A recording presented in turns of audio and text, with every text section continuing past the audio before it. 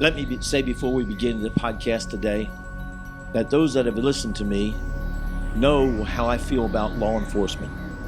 I'm for law enforcement when they enforce law, not feelings. Many policemen, they violate our constitutional rights, and I'm completely against that.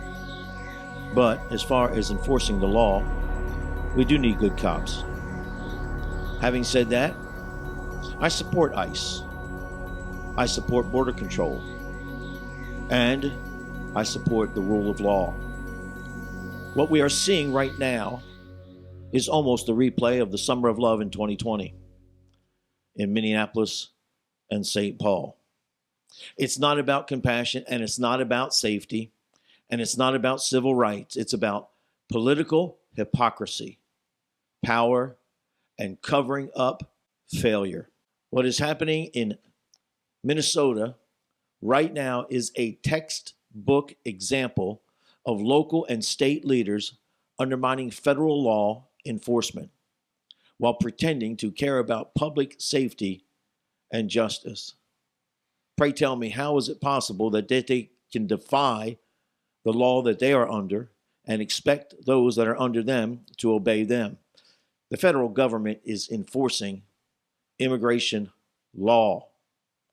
It is not controversial.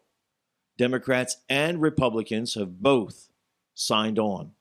And this is not new. This is not extreme.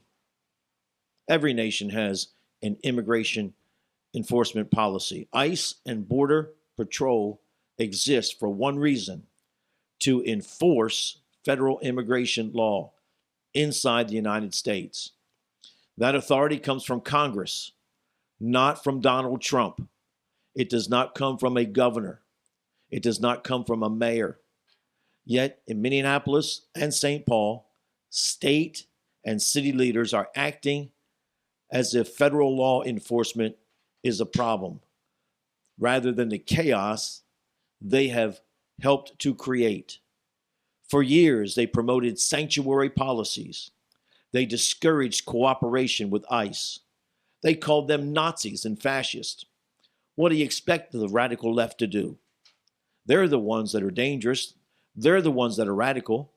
They're the ones that are violent. They welcome illegal immigration without consequences. Now they are shocked when the federal government steps in to do the job that they will not do. This is hypocrisy. Same leaders claim to support law enforcement, but only when it suits them politically. Their obedience to the federal government is one-sided and selective. They talk about public safety while protecting policies that attract crime, trafficking, and disorder. They condemn ICE for enforcing the law, but they said nothing while communities were destabilized and police were defunded and criminals were emboldened. They created the conditions. Now they blame the cleanup crew. This is not leadership. That is political cover-up.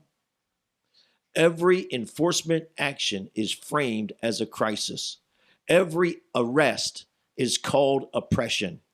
Every mistake is used to smear the entire agency. Instead of demanding accountability from criminals, they demand apologies from law enforcement officers. Instead of cooperating with federal authorities, they sue them. Instead of calming tensions, they inflame them with their rhetoric. This outrage is not organic. It is useful.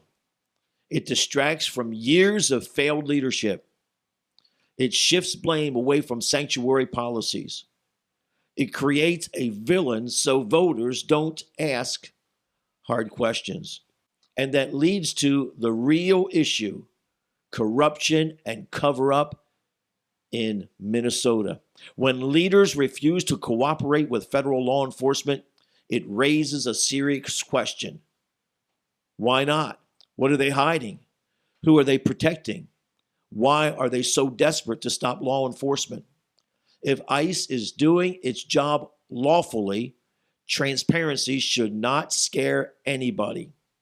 But when officials obstruct, resist, and grandstand, it suggests something deeper, a system built on non-enforcement, a system built on pacifism, a system built on political favors, ideological loyalty, and not the law. This is not left versus right. This is law versus ideology. A nation without borders is not a nation. A nation that refuses to enforce its laws cannot claim to be just. A government that attacks its own law enforcement agencies is inviting chaos. ICE and Border Patrol are not rogue actors. They are doing what Congress has authorized them to do. They are doing what the voters asked for the government to do. If Minnesota leaders disagree with federal law, then their remedy is Congress, not obstruction, not lawsuits or mob pressure. Let me end with this. You can believe in compassion and law enforcement at the same time. You can care about people and insist on order at the same time. These are not diametrically opposed. You can demand accountability without destroying the rule of law. What we are seeing in Minneapolis and St. Paul is not moral courage. It is political theater. ICE is not the problem. Border Patrol is not the problem. Federal law is not the problem. The problem is leaders who refuse to enforce the law, then cry foul when somebody else does. And Americans, thank God, are waking up to that. All right, so America's in a pretty bad place right now. I've been hearing the word civil war more than I ever have in my life before, and it seems like that's exactly what we're gearing up for in Minneapolis now with these riots that are going on. And, we've got Governor Tim Walz up there, Minnesota, outright defying federal law, the federal government. And then Trump has responded by putting on guard and making ready troops. He's not going to back down. Trump has a responsibility to enforce federal law, and he's not going to back down. So this is coming to a head real fast. Yeah, so he's already got troops in the ready to go into Minnesota. I mean, talking about Army military troops, which again is illegal unless he invokes the Insurrection Act, which would give him these broad emergency powers to use the military in this case. Can't use the military against American citizens. And so the Insurrection Act would allow him to be able to do that. This emergency power. It would strip Walz of his control of his state National Guard. And but it's coming to a head. And how has the Insurrection Act ever been invoked before? Yeah, so it started it was actually an act that started in 1803, I believe, and about 30 times it has been used. Most recently in the civil rights era, first with Eisenhower, then with Kennedy and LBJ, and then most recently, of course, about 30 years ago, George Bush. If you remember, I remember the Rodney King riots, the LA riots, where Rodney King was beaten and was tragic. In fact, he just died a couple years ago now I think about it. And so George Bush also invoked the Insurrection Act to bring law and order to Los Angeles. Thank God. And we're seeing the same thing again here. It's as if it's the summer of love all over again. It looks exactly the same. Exactly the same. Mm-hmm. Yeah, it's ugly. And when you see what's going on in Minneapolis, these rioters and the left they don't have any concept of what they always claim the First Amendment, the right to peacefully protest. And that's what it is, peacefully protest. Yeah, they have no concept of that. And the mayor, what's his name, Mayor Fry, saying the same thing, that they're just going out and peacefully protesting. Well, that's not what I'm saying. Well, it's like the reporters that covered the Summer of Love, mostly peaceful, right, with buildings and burning in the background. That's not peaceful. And if the right protested that way, every single one of them would be in jail. I mean, look at January 6th. I mean, they've been tracking down grandmas and people who were just near the Capitol on January 6th for 5 years. Well, like, they finally stopped after Biden got Yeah, it is not ousted. peaceful. So what was that one J6 guy that was released, and he's become like a journalist, like in his own right, YouTube kind of a journalist, you know. So he goes to one of these protests, and they beat him up. Mm. You know, I done forgotten his name, but so it is not peaceful, not at all. It's violent, it's destructive. Mm-hmm. But that's the way the left acts when they don't get their way. They say they're Mm-hmm. American, and they call us fascists and Nazis, but they're the ones that won't utilize the rule of law. They won't utilize the voting booth. The Mm-hmm. problem is with Congress, and both Democrats and Republicans push for immigration enforcement, Mm-hmm. push for border control. That's the law. Mm-hmm. And so both the left and the right have enforced immigration. Yeah, we got to talk about that here. Take a look, listen to this, and take a look at this here. Deportations by president, the last 4 administrations, 4 or 5. First of all, Clinton, he deported 12.5 million. George W. Bush, 10 million he deported. Obama, he was nicknamed the deporter in chief, 5.2 I million. want to say something about that. We had a teenage girl back in that era, and so she had said when we were taking prayer requests one time, she had basically phrased her prayer request in a way that condemned condemned the right, and Donald Trump, you know, the cages Mhm. that the illegals were put in. Mhm. But I stopped her real quick and said, well, it was Barack Obama that built the cages, and thank God Donald Trump is reuniting broken families that Barack Obama caused. But I also want to say this. I also remember that Barack Obama was considered or called the deporter in chief, although he did not deport nearly as many, but he deported about 5.2 million. 5.2 million. Yep. And then Biden, 7 million. So now take a guess, at how many Trump has deported. We're at about 1.2 million for Trump. And then guess how many riots took place under Clinton, Bush, Obama, and Biden because of the deportation and the immigration enforcement? Let me guess. None. 0 is correct. 0 protests, riots, demonstration, anything during the Clinton, Bush, Obama, Biden, but now under Trump. And just because it's Trump that wants to enforce immigration and close the border, well, we're over 200. Yeah, when Clinton wanted to do it, it was okay. When Obama wanted to do it, it was okay.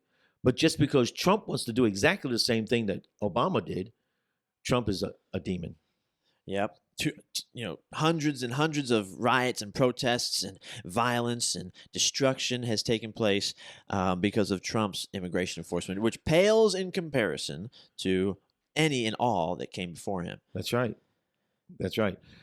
And the border czar basically is Tom Homan. And I mean, he has been praised by previous administrations. Mm-hmm. In fact, it was Barack Obama that gave him a presidential recognition and some kind of a medal for outstanding civil service. Yeah, it's right here. Barack Obama commended ICE and specifically honored Tom Homan. This was Obama. He honored him the 2015 Presidential Rank Award for Distinguished Service, one of the highest honors available to federal civil service executives. And this is an official White House commendation given to only the top 1% of federal executives. This is Barack Obama commending and awarding Tom Homan for outstanding service in the area of immigration. This is before the Donald Trump even first term. And how come it wasn't a problem then? How come he wasn't a monster then? How come he wasn't a Nazi then? But he is now. Why is that? Yep. It shows you that the left is very illogical. Yeah, try to convince me that TDS, Trump derangement syndrome, is not real. Just because it's Trump. And I've heard people say this, and I think it's 100% true. If Trump were to cure cancer tomorrow, the left would they would sit fight fight him at it and condemn him for it for some reason. I mean, think of all the cancer doctors he's putting out of work, and all the, I'm sure they'd frame it some way because Sure they would. it's so clearly played out here when Obama, and I've heard the interviews, people who want to be informed can find these things. But Obama, when he was defending his deportations, he said what you just said. He said what Trump just said. He said what Tom Homan has said, where we have these laws and I'm the president. It's my job to execute the laws. That's what Obama himself said when he was criticized for separating families and deporting, and they'd come to him with these sob stories of this woman. You deported this woman, and she's got kids in the U.S. And he said that you need to change the laws if you don't want me to enforce these laws. That's what Obama himself said. Right. That shows you how hypocritical the left is, to say the least. And then when ICE, and you got a lot of ICE enforcement officers. And so when one steps over the line, when something happens, a tragedy like the death of Renee Good, it's always going to be considered murder. And murdering in the streets by, Trump's stormtroopers. Well, people that would say that, you have no idea what you're talking about. You don't even know what you're talking about when you talk about Nazi stormtroopers and ICE. There's no comparison at all. Absolutely none. And if there's one subject that I have studied probably as much as any other subject is Hitler's Nazi Germany. And there's no comparison. The Night of Long Knives, the Gestapo, none of that. None of it. It's the left that has more in common. They want to silence dissent. They want to riot and protest and things like that. Yeah, and the Night of Broken Glass and making, a certain race or certain ethnic people, identify themselves with a star, like the Star of David. None of that is happening in America. And, but of course, they're, like you said, they're the ones that are the Nazis. They are, yeah. Yep. And they want to silence dissent and use violence. Yeah. And the protests, like we just said, they always devolve into violence, destruction. I mean, you can't even listen to 5 seconds. They can't play these things on the news without bleeping pretty much every single thing said, because it's just a vulgar attitude that violent rhetoric. Yep, and these people that want to complain about sexual assault don't even realize, that their statements they're making is sexual assault. And saying that F you and F the police and F ICE. By the way, that is sexual assault. Yeah, that's, what did you say, 4th degree sexual assault, right? Yeah, verbal sexual assault. Yeah, it's just despicable and hypocritical. And then you've got this moron Don Lemon, and going into this church in Minneapolis. I mean, we got to talk about that, because my blood's been boiling ever since.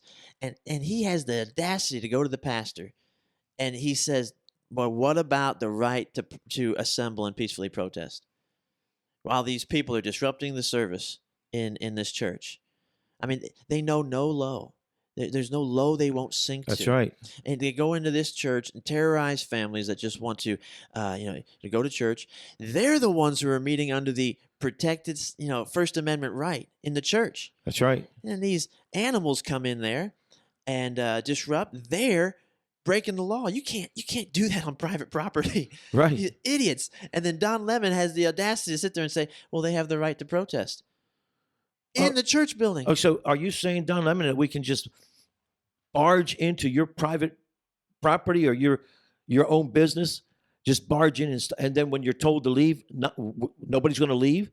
Is that what you're saying? You have the right to protest, so I'm going to do it in your living room, Don Lemon. I'm going to bring in my entourage. How did a guy get so far?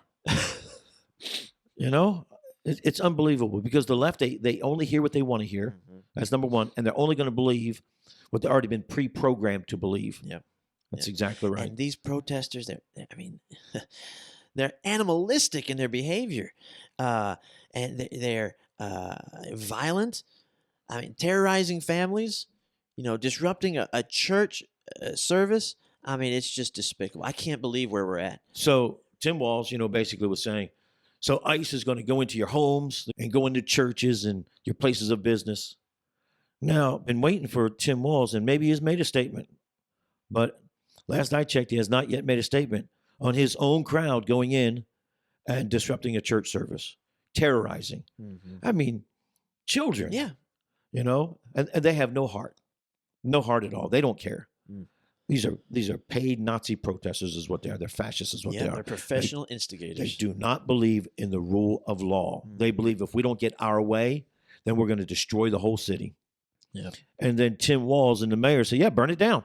That's fine." Oh yeah. They don't care. They didn't care 5 years ago, 6 years ago. They dead sure don't care again, because that's the nature of the left. Mm-hmm.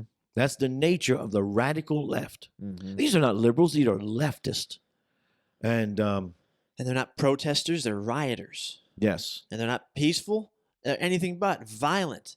And and like you said in your opening there, they created the problem. They themselves created the problem. Joe Biden, he was so out to lunch all 4 years. He didn't know what was going on, but the border was wide open. I never forget what Donald Trump said. He said it so well in one of those debates. So the moderator said, "Well, how do you respond to what Biden just said?"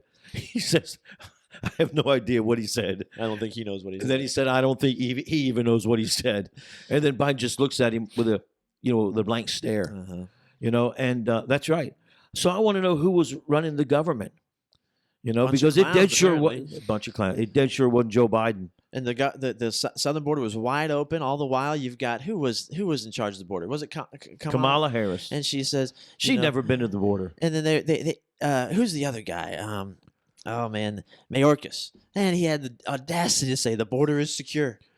The border's secure. And then they say it's a complicated problem. See, now that's another Nazi talking point right there. The Nazis basically said, you just tell the lie and just keep on telling it. People just believe it.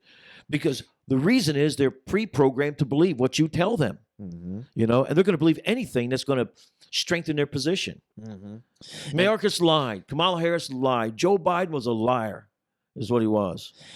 And the border was wide open. People coming in, criminals, thugs, and people getting rich off of the cartels and human trafficking. When Donald Trump says they're not bringing the brightest and best, they're sending the criminals.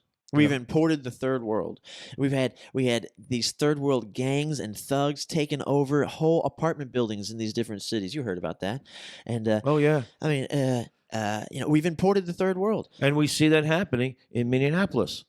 I mean, the Somali. So much so they were able to elect an Islam, with more who hates America. That's right. With more allegiance to Somalia, and she just said GD United States. I don't know if you saw that.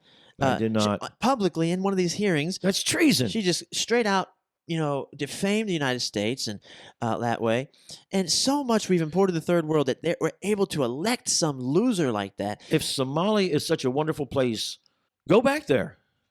They want to bring it here. They hate America. These leftists, they hate America. Well, then move. What country is better? You see, they'll never answer that question.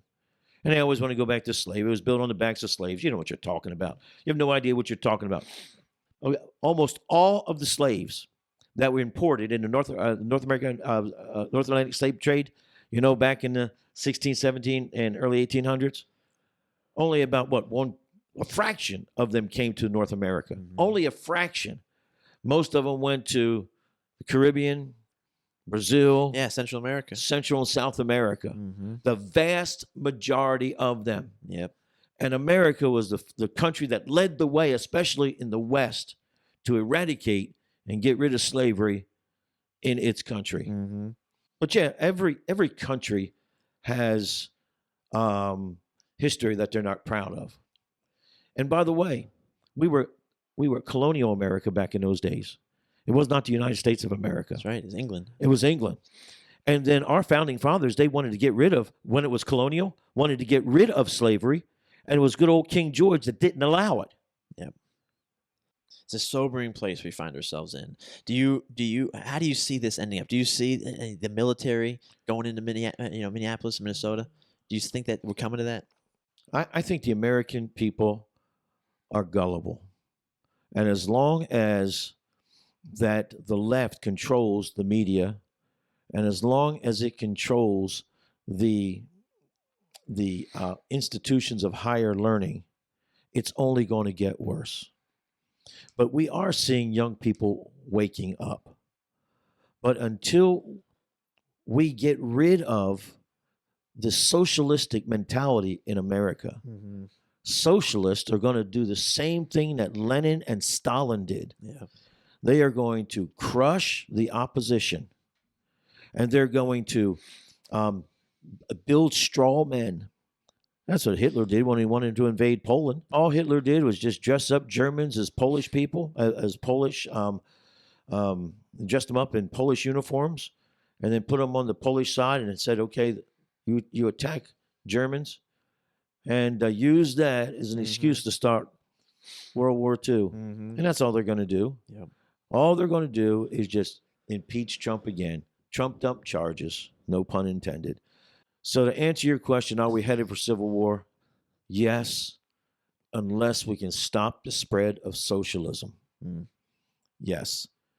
If you remember back in 2000 with COVID, I said that this was a dry run, and the government is just going to see how far it can push its citizens. And it did. And we just bowed down. We just believed what we were told. You know, first of all, we were told don't go buy masks because masks don't work. Then we were told, well, we just told you that because there wasn't enough masks to go around for everybody. And then we were told one mask won't work, you got to have two. And then we were told your mask doesn't help you, not even two, it only helps the other guy. And then basically it was gaslighting you. Well, if you don't wear a mask, then you're going to make somebody else get sick, you know? Yeah. And then once you get the vax, you'll be good. And one vax won't work. You got to have two. And there's still people that are getting vaccinated. Unbelievable.